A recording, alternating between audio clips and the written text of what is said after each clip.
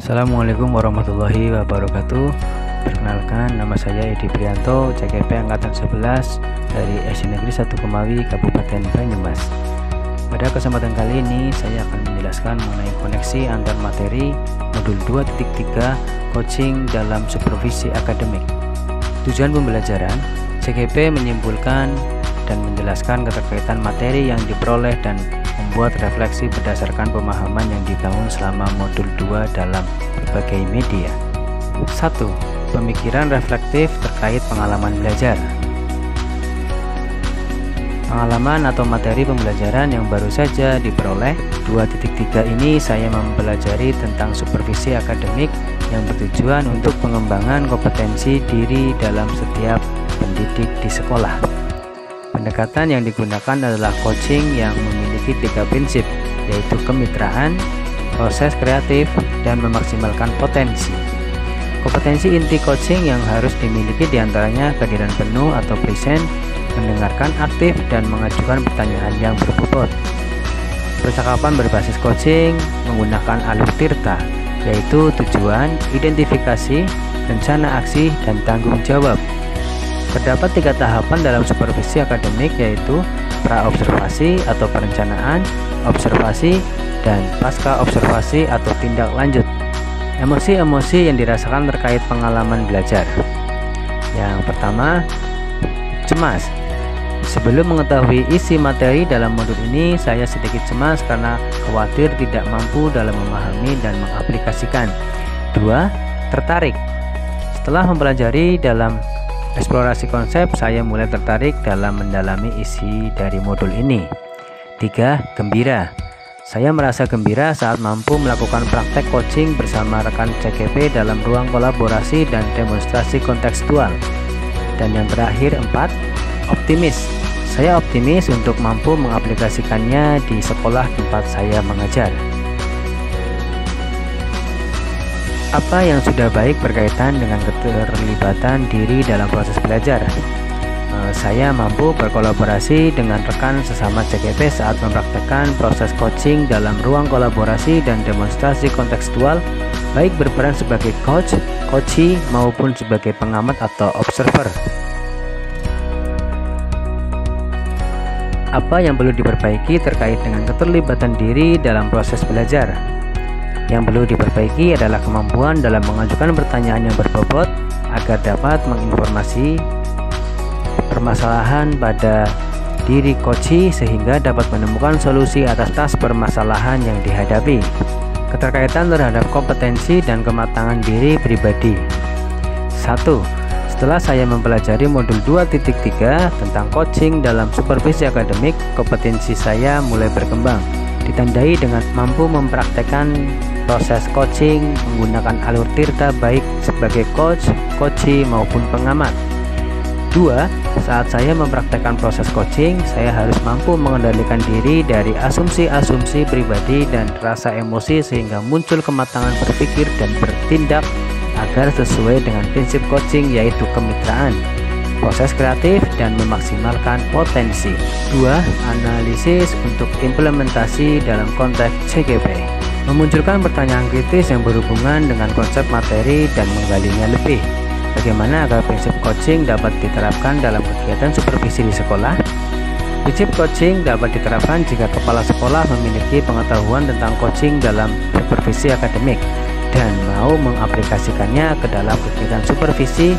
Jangan hanya bertujuan sebagai bagian penilaian guru saja, namun supervisi dijadikan sebagai cara untuk meningkatkan kompetensi akademik guru sehingga tidak hanya melakukan observasi kelas saja, tapi harus ada percakapan pra-observasi dan pasca observasi. Dalam percakapan pra-observasi, kepala sekolah harus mendiskusikan perencanaan yang akan dikerjakan oleh guru. Sedangkan saat pasca observasi, kepala sekolah memberikan umpan balik atau tindak lanjut terkait pelaksanaan observasi kelas yang dilakukan guru. Mengolah materi yang dipelajari dengan pemikiran pribadi sehingga tergali wawasan atau insight baru. Coaching dalam supervisi akademik dapat berpengaruh dalam terwujudnya pemimpin pembelajaran yang berpihak pada murid.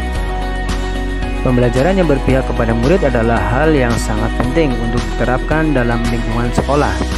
Agar dapat terwujud pembelajaran yang berpihak kepada murid, maka guru harus memiliki kompetensi menjadi pemimpin pembelajaran. Menjadi pemimpin pembelajaran harus memahami perkembangan murid secara menyeluruh, tidak hanya aspek kognitif saja, namun juga harus memahami karakter dan sosial emosional dengan murid. Dengan demikian, tujuan coaching dalam supervisi akademik untuk mengembangkan kompetensi guru agar dapat meningkatkan kinerja dan terwujudnya pembelajaran yang berpihak kepada murid. Menganalisis tantangan yang sesuai dengan konteks asal CGP, baik tingkat sekolah maupun daerah. Yang pertama, tantangan terberat adalah menyeragamkan pemahaman tentang coaching dalam supervisi akademik kepada komunitas sekolah. Yang kedua, supervisi akademik hanya dijadikan sebagai penilaian rutin kepala sekolah kepada guru saja. Seharusnya dapat dijadikan sebagai pedoman untuk meningkatkan kompetensi guru. Memunculkan alternatif solusi terhadap tantangan yang diidentifikasi. 1. Alternatif solusi yang dapat dilakukan adalah melakukan sosialisasi kepala sekolah saat kegiatan rapat guru agar terjadi penyeragaman persepsi tentang makna supervisi akademik. 2. Solusi selanjutnya adalah dengan memberikan contoh praktek coaching dalam supervisi akademik melalui berbagai media informasi digital yang dapat diakses oleh seluruh komunitas guru. 3. Membuat keterhubungan. Pengalaman masa lalu.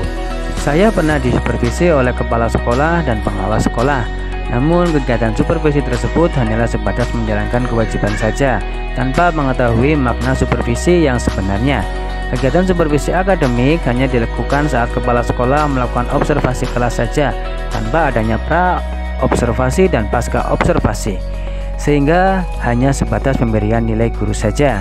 Penerapan di masa mendatang. Ke depan, kegiatan supervisi ini harus dijadikan salah satu bagian dalam peningkatan kompetensi guru. Dalam peningkatan kompetensi guru, bidang akademik dengan menggunakan prinsip coaching yaitu dengan kemitraan, proses kreatif dan memaksimalkan potensi. Konsep atau praktek baik yang dilakukan dari modul lain yang telah dipelajari. Modul 2.1, dalam pembelajaran berdiferensiasi, murid dikelompokkan berdasarkan kebutuhan belajarnya agar dapat memaksimalkan potensi yang dimiliki. Begitu pula dengan praktek coaching yang harus memaksimalkan potensi coach agar dapat menemukan sendiri solusi atas permasalahan yang dihadapi. Modul 2.2, dalam pembelajaran sosial emosional terdapat teknik stop dan mindfulness yang dilakukan untuk dapat membuat suasana menjadi lebih kondusif. Saat melakukan coaching pun seorang coach harus menerapkan teknik tersebut agar dapat fokus dan terwujud kehadiran penuh saat melakukan proses coaching. Modul 2.3, coaching dalam supervisi akademik.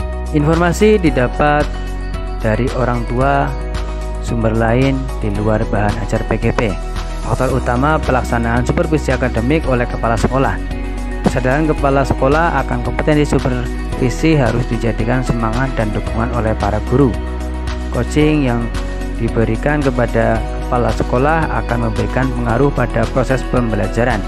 Suasana kebersamaan sekolah yang mendukung bisa dijadikan sebagai sarana untuk membangun kinerja lebih maksimal, dan kegiatan supervisi akan berjalan dengan nyaman. Dikutip dari Putra Aditya Dwi, papan coaching untuk meningkatkan kompetensi kepala sekolah dalam supervisi akademik. Hanya itu yang dapat saya sampaikan. Terima kasih, semoga bermanfaat. Salam guru penggerak. Assalamualaikum warahmatullahi wabarakatuh.